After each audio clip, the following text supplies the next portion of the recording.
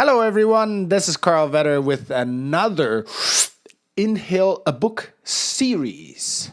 This is going to be a continuous part of the podcast and of the YouTube series, so make sure to check out both if you were so kind. Today's book, Secrets of the Millionaire Mind by Mr. Harv Eker. Actually, really good book in the sense that it gets a lot of people going. Harv Eker's Millionaire Mind Intensive was actually one of the first seminars that I went to and is a lot of people's first go-to start into the self-improvement world, so to speak. I'm not sure if they're still around, but they share a lot of content, they have a lot of different speakers, they get a lot of value across, and they take you out of your comfort zone. So if you have one nearby, if you ever hear of one coming to town, they're usually free or for like $200. It's not very expensive, and it definitely will change your state of mind. It'll change your mind all in total, so to speak. That is one of the things that they do really well in the Millionaire Mind Intensive. And this is the book, The Secrets of the Millionaire Mind, that it's all based on. And one of the few things that they do really well at the Millionaire Mind Intensive, as well as in the book, is that they get you started with a question. How do you do things? And if you're not doing as well as you'd like, it means that there's something more to know and something different to do. Because if you keep on doing what you've always done, you keep on getting what you've always got. So if you're not doing as well as you'd like, there's something else that you don't know yet. And one of the first principles that he shares in his book, as well as in the intensive, is that your wealth and your emotional well-being, your personal well-being, can only grow to the extent that you actually grow to. So there's a few things that he bases his theories on, and a lot of it has got to do with the metaphor of your mind being the all-encompassing supercomputer that it is, and he wants to make sure that you got the right programming.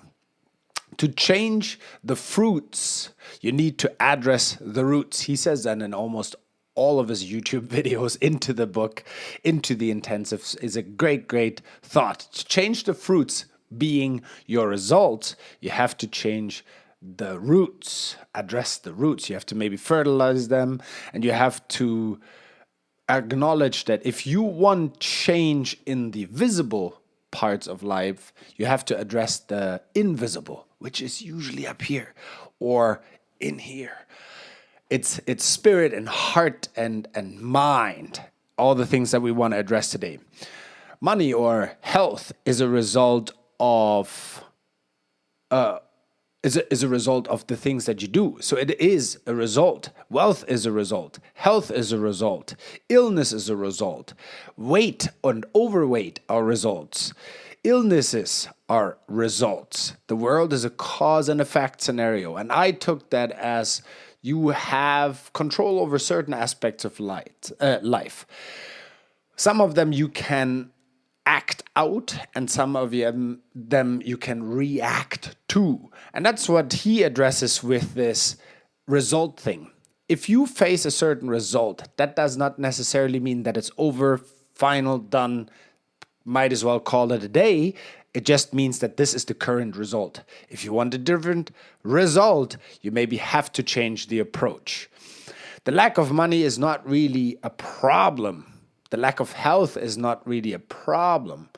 The lack of health is just a symptom. The lack of money is a symptom of what's really going on the inside. I love that. What you hear, you forget.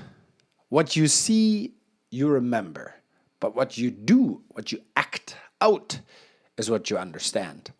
There was a saying once that is basically that knowledge is the absence of doubt. And I do believe he plays with that concept a little bit here. Knowledge is the absence of doubt. If you know how to ride a bicycle, and I tell you, no, you certainly can't ride a bicycle, then you look at me and you know There's not even a pinch of doubt that you can ride the bicycle. You just know that you can because you have made conscious contact. There's zero doubt. Doubt is non-existent, and that's what knowledge is. So do we really know things until we've actually applied them, until we actually gotten into conscious contact with whatever it is that you know or think you know? Maybe not. And maybe there are some things that we can learn. PTFAR. That's an abbreviation, I think it's called. Programming leads to thoughts. Thoughts lead to feelings. Feelings lead to actions. And actions lead to results. So if you want to change, again, to the first couple of points, your results, you have to start at the programming, then leading to thoughts, then leading to feelings, then leading to actions, then leading to better results. We are conditioned, all of us are, and I definitely believe that. We are conditioned in three major ways. There's the verbal, then there's the modeling aspect, and then there's the specific incidents. So basically, what do you hear? What are you exposed to, right? What do the news say? What do the media say? What do the friends say? What do the people that you trust say? The teachers and the coaches and all of them. What do they say? That's what you hear. Then what do they do? What can you actually observe? There's one thing that what they say, but there's another thing is what they actually do and what are they passionate about and what rules do they follow and what rules do they not follow at all. This good old example of the overweight fitness instructor, it just doesn't jive, or the really, really poor financial advisor. It's maybe just not the greatest combination. So what do they say, and then what do they do? And then specific incidents. There is a number of specific incidents in my life that have shaped me, literally. And it could be a warm hug from a person that I've never thought I'd get a hug from. It could be a kiss from a certain someone that actually lives in this house. It could be a warm cuddle from a four-legged friend who also lives in this house. Or it could be a lesson from a coworker. It could be a lesson from a mentor. It could be anything, but specific life-altering incidents. What are those? Those are the things that actually condition us largely. Then there's the steps to change. He starts talking about the steps to change. And I love those because I do appreciate change in any way, shape, or form. Change is inevitable. The question is just, is the world going to have its way with you, or are you going to have your way with the world? You have to decide that a little bit, and that's what they're talking about here. The 4 steps to change. The step number 1 would be awareness. Step number 2 is understanding. Step number 3, disassociation. What I always loved about this person that wrote the book, Mr. Harv Eker, is he actually gets into the concept. So number 3, disassociation. And then number 4, reconditioning. So if you, like me, have certain habits that you maybe want to change, here's how. As an example, I wanted to quit smoking. I smoked quite a while. I smoked quite a bit. And then at some point it was time. And one of those books, much like this one, helped me to do it. The first one was I Am Smoking and It Is Not Good For Me. It's literally taking my body apart and it's making me feel bad. That's the awareness part. Number 2 is an understanding. I am not the cigarette. I am not this thing. I don't even want to do it. I feel worse every time I do it, and it's really, really harmful. I read about the statistics. I read about all the specifics on why smoke is harmful to the human body, and that's the understanding part. Disassociation then was I am a non-smoker. So I went to work literally the next day, and I was asked, do you want to go for a smoke break? And I said, no, I don't smoke. And they would laugh at me. But I was dead serious. I don't smoke. I'm a non-smoker. Well, you were a smoker yesterday. Yes, that's true. Yesterday I was a smoker. Today I'm a non-smoker. I haven't touched a cigarette ever since February 27th, 2012 is when I did that. And that's the disassociation part. I do not associate with cigarettes at all. Have not in a decade now. At all. I'm disassociated so far that I don't even like the smell of being around smokers anymore. Being around smoke anymore. I don't mind smokers. You can do whatever you want. Reconditioning. Reconditioning in my case was chewing gums. Reconditioning in my case was at first food. And reconditioning was fitness. And I told myself, I am a fitness nut. I chew chewing gums every time I feel the desire. And so on and so forth. I reconditioned my mind. And that's the steps to change. Just for repeat, or just for repetition, I guess. Number 1, awareness. Number 2, understanding. Number 3, disassociation. Number 4, reconditioning. Dum, dum, dum, dum. There is a fable in the book, and I want to share it with you. I hope you read the book. You can find a lot more nuggets that I'm about to share here today, but there's one story in there that perfectly displays reconditioning. This mother of a household, she wants to prepare a feast, and so she decides she's going to cook a ham. And she takes the ham out, she puts the ham on a cutting board, and she cuts both ends of the ham. And then she puts it in the oven and prepares it. And one of her kids asks, "Hey, Mom, why do you cut off the ends of the ham?" And she says, "My mom always did it like this, so I just follow tradition, I suppose." And then she says, "Let's ask. Hey, Grandma, why did you always used to cut off the 2 parts of the ham?" And she says, "Well, my mom always did it, so I just kept on following tradition, and that's how I always did it." And then they ask great grandma, "Hey, great grandma, why do you always cut off the 2 ends of a ham?" And she said, "Well, back in the day, we only had a short pan. And so I had to make sure that the ham actually fits into the pan. And that's why I cut off both ends." It's a perfect example of how conditioned we actually are.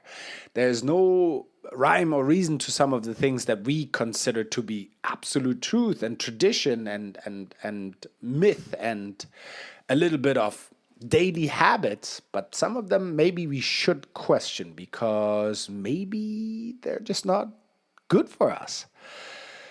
Moving on. You always want to watch your thoughts so you can live from true choice rather than programming. And that's exactly what I just said. You want to observe, become aware of what you're actually doing, thinking, and feeling. And then if you don't agree with some of the thoughts that you do have, maybe just challenge them, maybe just change them, maybe disassociate, and maybe recondition. Wealthy people or healthy, super healthy people believe they create their life with the resources given, right? Wealthy people believe they create their life with the resources given. People with a poor mindset, with a flawed mindset, believe that the lack of resources that they're currently experiencing is what's preventing them from creating the life that they want. That's the major difference. That's literally the major difference. People who've figured it out, who seem like they got all their stuff together, they just take the exact same resources that are available. Now that's coming from a place of privilege. I understand that. I fully understand that. But on an individual cases, not as a group or as a minority or as people out there, right? Not group thinking. Away from group thinking. On the level of the individual, we can say that people who have figured it out, take the resources available to them and make the most of it. And they figure it out. People who don't figure it out, people who have not yet figured it out, blame sometimes the quote unquote lack of resources.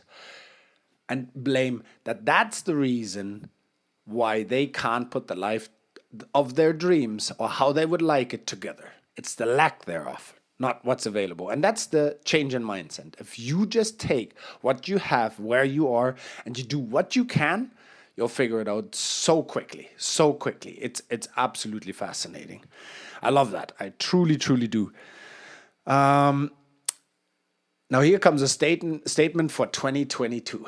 I might get in trouble for this one, but no one is a victim. I agree with that. Nobody is a victim. A lot of people act as if they are playing the role of a victim because it gives them something. Either it gives them empathy from people that they haven't really gotten empathy before from. Maybe it gives them a financial reward if they're a victim. Whatever it is, I know I'm walking on skinny, slippery, thin ice here, but I would love to just bring the point across that I've been in my life and I thought of myself as this helpless victim of my circumstances. And for most of us, and for me, that was not the case. And all it took was someone to give me the little notch, the little kick, the little whatever it was to get myself out of thinking that I have no power and no say in all of this. Wow, it's a touchy subject.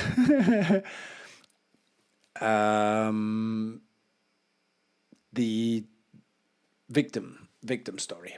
I don't want to put anybody out there down. If you find yourself into a situation and you already struggle with the thought whether or not you are a victim of something, there's a lot of people that get taken advantage of. There's a lot of people who have been true victims, including myself. And there's a time to be a victim, and there's a time to be sad, and there's a time to ponder why, what, where, and how. And there's a time to be upset. But what I wish for everybody is not to stay there. Not to stay there and not to make your quality of life dependent on someone else's ability to say, I'm sorry. I guess that's what I'm saying. Not I guess. That's what I'm saying. Being a victim is okay, and time to be upset is perfectly fine. But please, please, please, I wish for you, don't stay there. Money is an extremely important part in areas where it is needed. Money is extremely important in areas where it works. And it is extremely unimportant in areas where it just doesn't work. And I think everybody knows what I mean.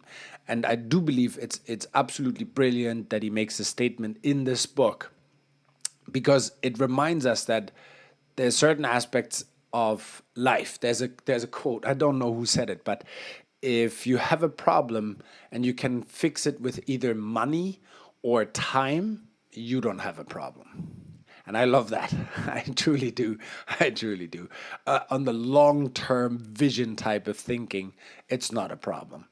Money is extremely important in areas where it works, but it is extremely unimportant in areas where it doesn't work. People with great mindsets play the game to grow, play the game to win. He says in his book, but I like grow better, so I changed it. People with great mindsets play the game to grow and to progress, Carl. Poor minds or limited minds play not to lose or not to stagnate. Well, I don't want to stagnate, but growing, progressing, that really scares me. That's a limited thinking, limited mindset. A better mindset would be, or a growth-oriented mindset would be, I want to grow. I want to progress. I want to move on. I want to be better. I want to do better. The difference between committed and being involved. I don't know if I told this story on a podcast before. I feel like I did, but if you ever make bacon and eggs for breakfast, the chicken was involved, but the pig was committed. That's the difference between commitment and being involved. You can be involved all you want, and there's nothing wrong with it. You're doing your share. But if you're all in, that's what commitment really, really, really, really, really, really means. Okay? Bacon and eggs. The chicken was involved, the pork, the pig was committed. The limited mindset thinkers are involved. The absolute super achievers of our time, they're committed. They're not just involved. Committed means to devote oneself unreservedly. And I love that. That's a good definition. To be committed means to devote oneself unreservedly. Until one is committed, there's hesitancy, and the chance to draw back always causes ineffectiveness. Concerning all acts of initiative, there's one elementary truth, the ignorance of which kills countless ideas and splendid plans, that the moment that one commits oneself, then providence moves too. This was Mr. W.H. Murray, and he led an Himalayan expedition. He was rumored to be one of the first to actually go into the mountains and reach heights that no one has ever seen before. I love this part that when one commits oneself, then providence moves too. I like that. You always be paid in direct proportion. I interpret it as you always get results in direct proportion to the value that you deliver to the marketplace. Now, most of the time that means we get paid. But what I'm trying to say is that you'll always get results in direct proportion to the value that you deliver to the marketplace. I love that. I love that. I love that. I love that. You go out there and you serve this community, whichever community you're in, and you'll notice how things will just get back to you in greater and greater amounts, directly in proportion to the amount that you give to the community. Trust me, it works. Mr. Richard Bach said, "How will I know when I completed my mission?" I found out how. He says, if you're still breathing, you're not done.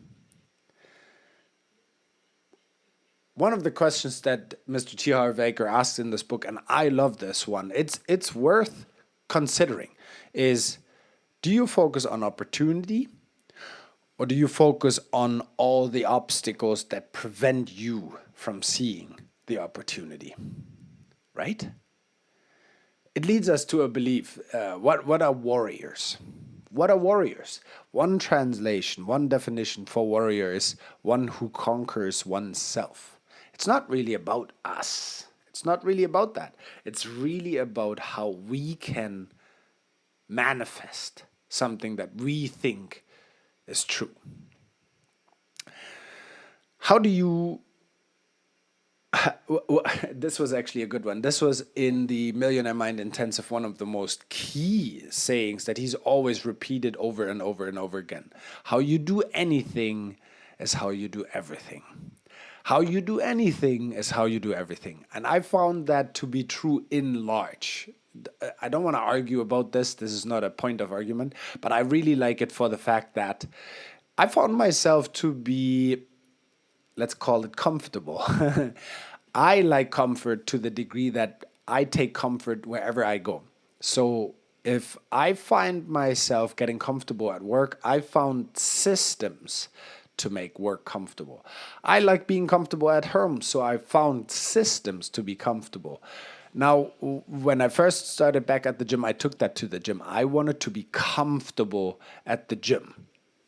And that was interesting. I had to work with that because how you do anything is how you do everything. So you got to develop a certain drive. You got to develop maybe certain habits. Maybe you have to let go of habits. Maybe you lie, steal, and cheat. And maybe that's something that you really, really want to change. I highly recommend it. If you want to change your approach to life in the marketplace, this is the economic value of your current state. Stop to think in terms of time spent. I get paid by the hour is outdated. Try to think based on results. The time, the quality, the value that you put into an hour. That's what you get paid for, not the hour itself. Because there's people who get paid $250 an hour, and trust me, they don't do much more than you. It's just more valuable to someone. Okay? And that's the big difference.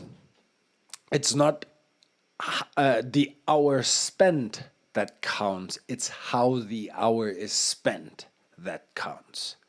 It is not the hour spent that counts. It's how the hour is spent that counts.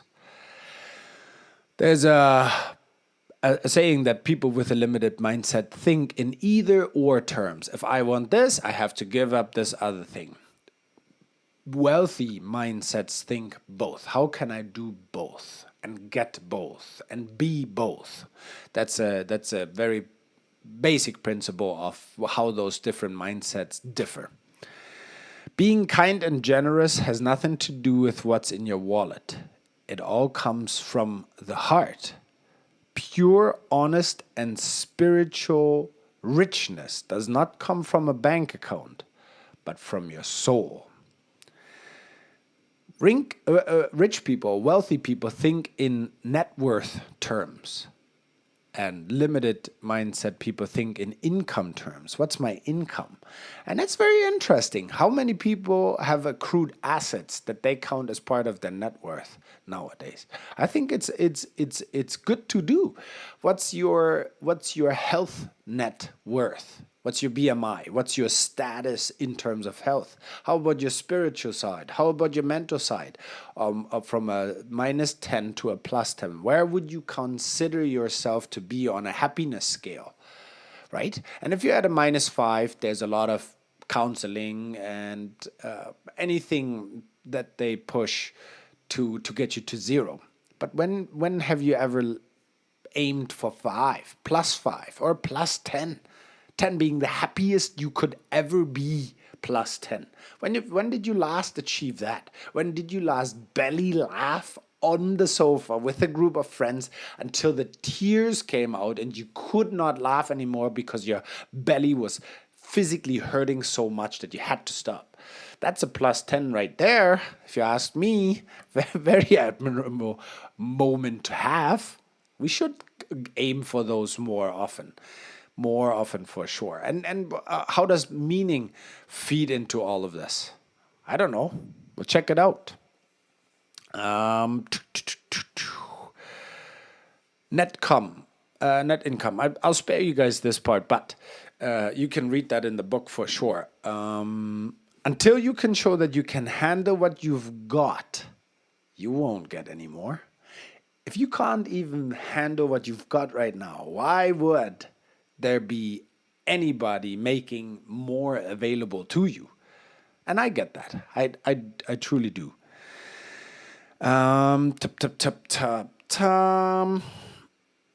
If you think education is expensive, try ignorance. And that's a quote from Benjamin Franklin. I'll wrap it up with that. This is another half an hour episode. Please leave me some comments of what you thought, or reach out to me on all the social medias or wherever you can find me. But this is another Inhale a Book series, and this was about the secrets of the millionaire mind from Mr. Harv Eker. The video has stopped. The podcast keeps on going a little bit longer. I have to check my camera. Thank you all for tuning in, and I hope to see you next time.